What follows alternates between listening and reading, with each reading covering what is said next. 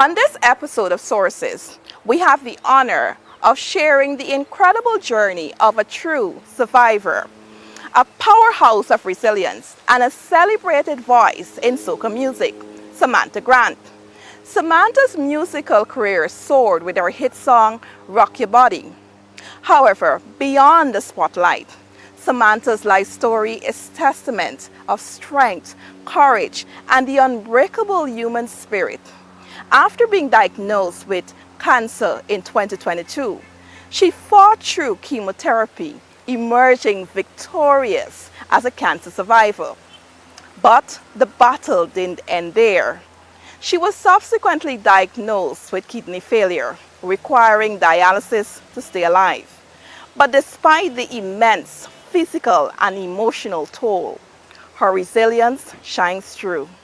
Join us as we share her inspiring story of survival, music, and the power of community spirit. I'm feeling to fight. I'm feeling to walk up. I'm feeling to carry on. Cause they say that I am the new custom. I'm feeling to sweat. Bring your body close up. I'm feeling to wheel and tumble. Don't mind you looking like trouble. I'm feeling to rock my body. I'm feeling to rock my body. I want you to rock my body. I want you to rock my body.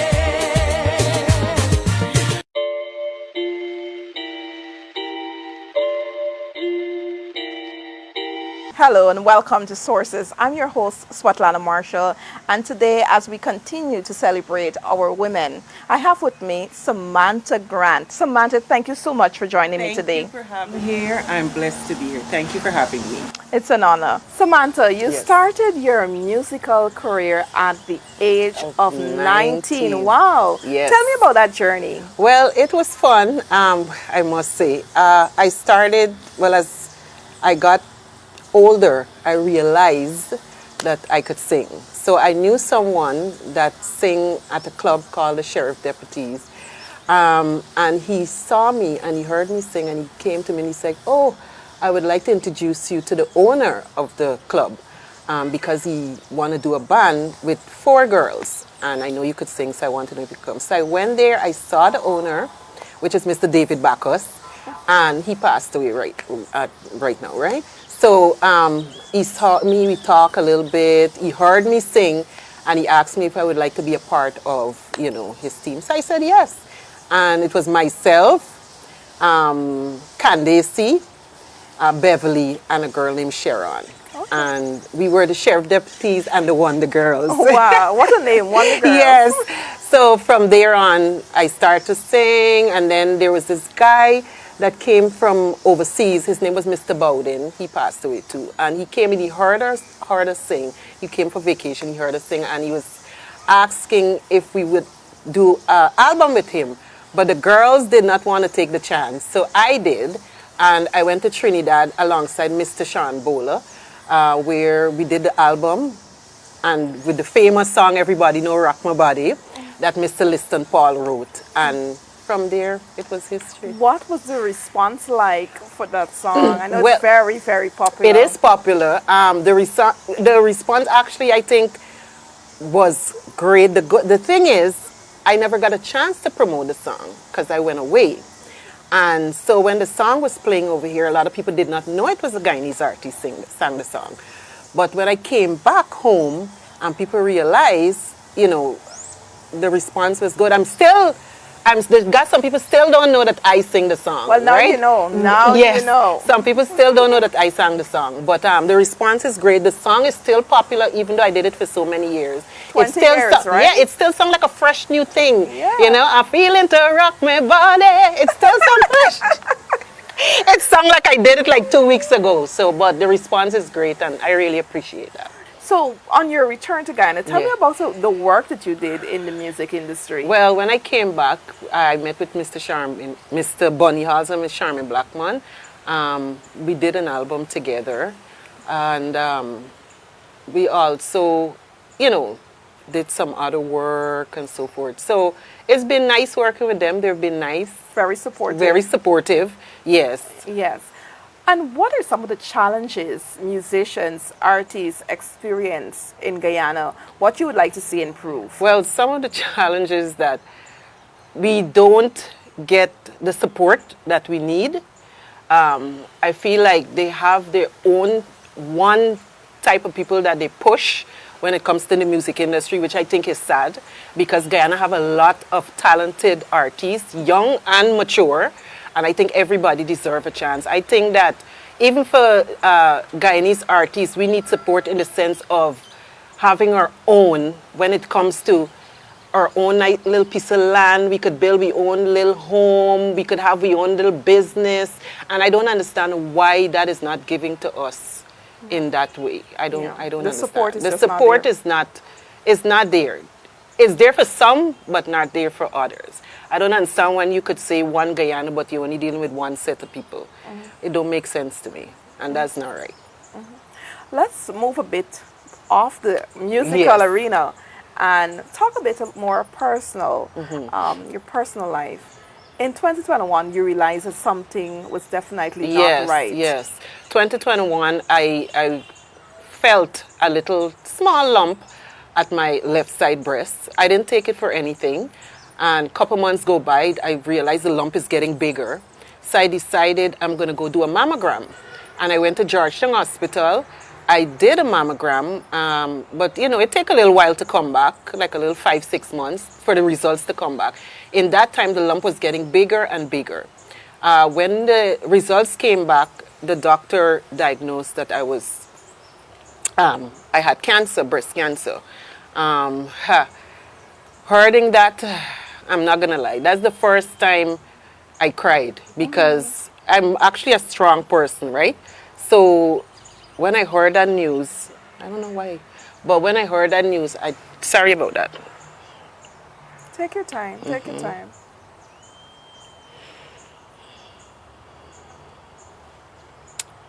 All right.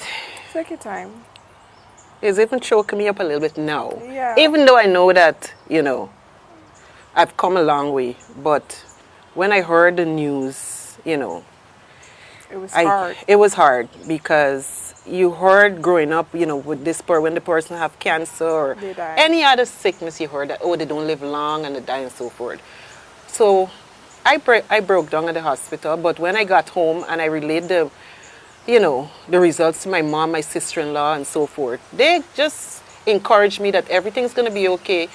Just trust, have faith, you know, we're going to do the necessary things that we need to do and everything's going to be okay. And so far, the support has been great. And not from my family alone, from people that I don't even know, you know, that has been supporting me by encouraging me, calling me, sending me, you know, nice words, prayers, and I really appreciate that.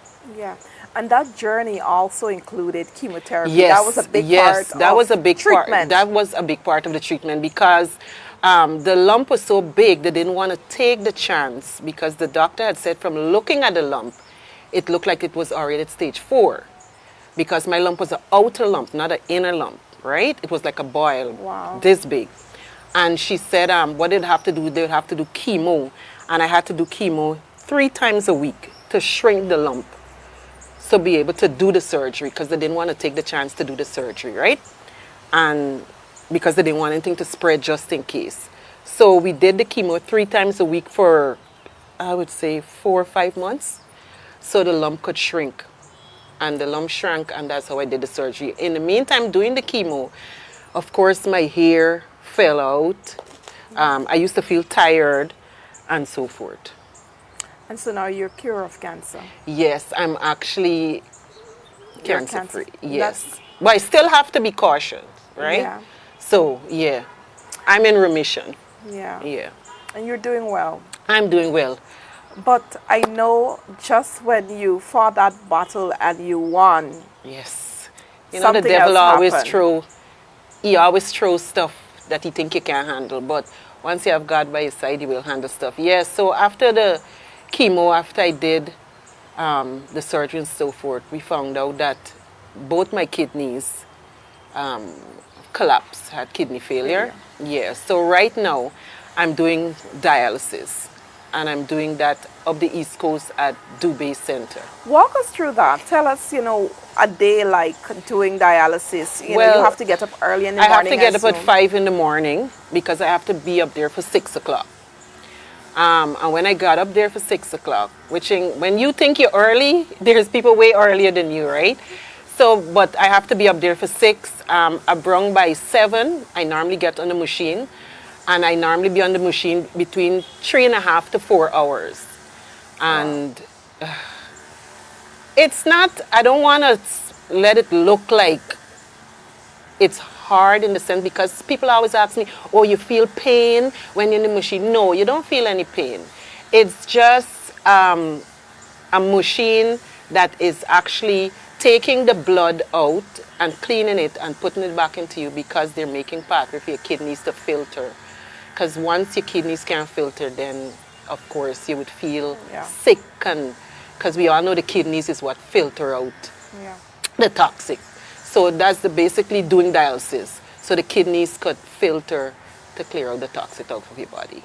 But it's not like chemo. For me, chemo to me is a little more intense, because they make you feel tired. Some people vomit. Some people can't eat. Your hair fall out. But with dialysis, I don't feel that way. I don't know if they have other people do, but I don't.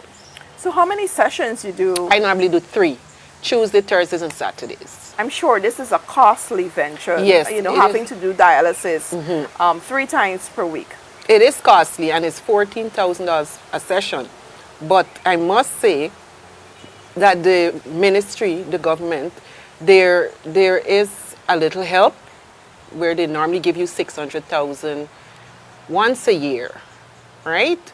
But being honest, it is a help, and we appreciate the dialysis. People do appreciate it, but I don't think it's a lot, especially when somebody is doing dialysis 3 times a week or even 2 times a week for $14,000 a session. That money only lasts you like for three months. Yeah. So what's going to happen for the rest? I personally think that they should at least give you the $600,000 2 times a year. That would really help, So, and also you do get a little help from a little disability.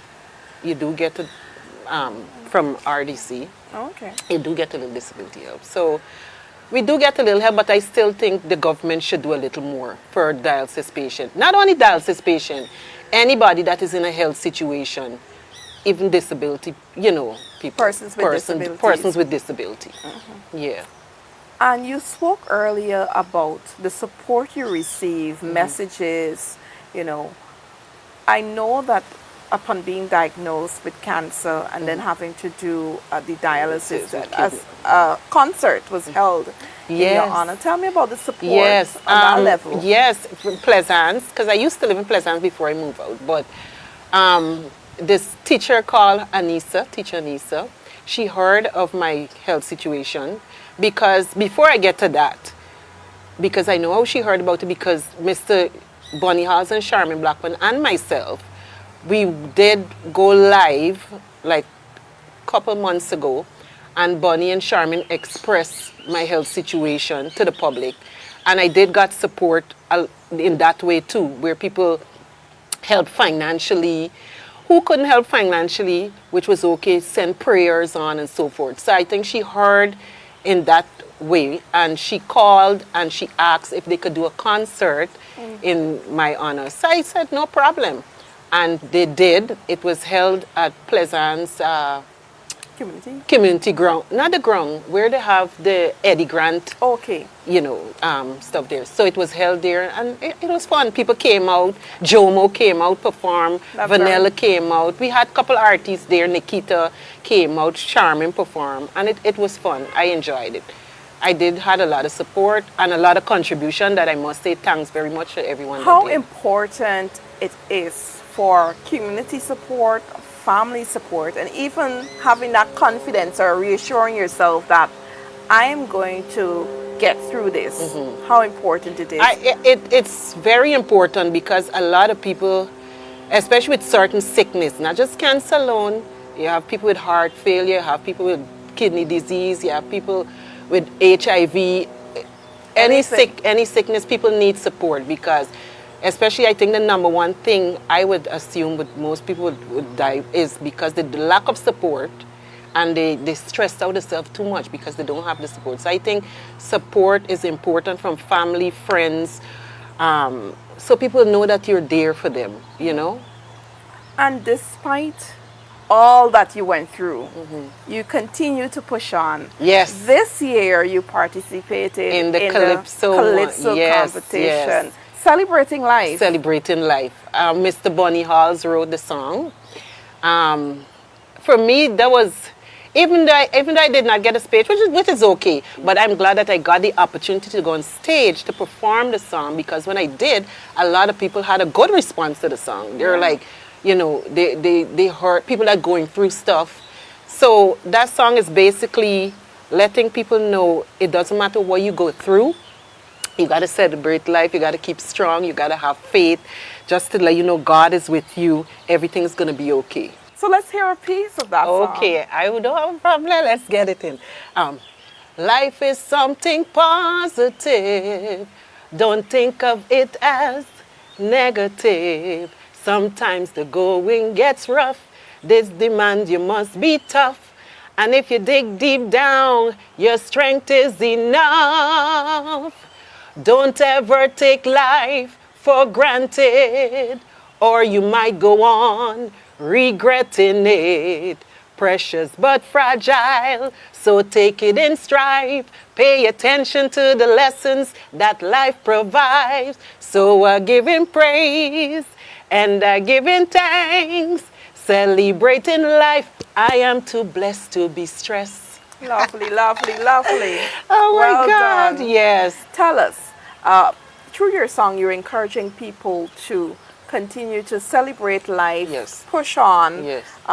What would be your key message to, like you said, it's not only cancer survivors or cancer patients, but people who are struggling with different issues, illnesses, what you would like them to know as we continue to observe International Women's Day, which will be celebrated on the 8th On of the 8th, March. yes. Yeah. Well, I would like everyone that is going through something in their life, some trials, some tribulation. We know we will go through stuff. Nobody's life is perfect. But I would like you to know just to have faith, trust in God. Whoever you believe in, with whoever God you believe in, I don't know, but whoever, just have faith, trust in God, and everything's going to be okay. Don't give up.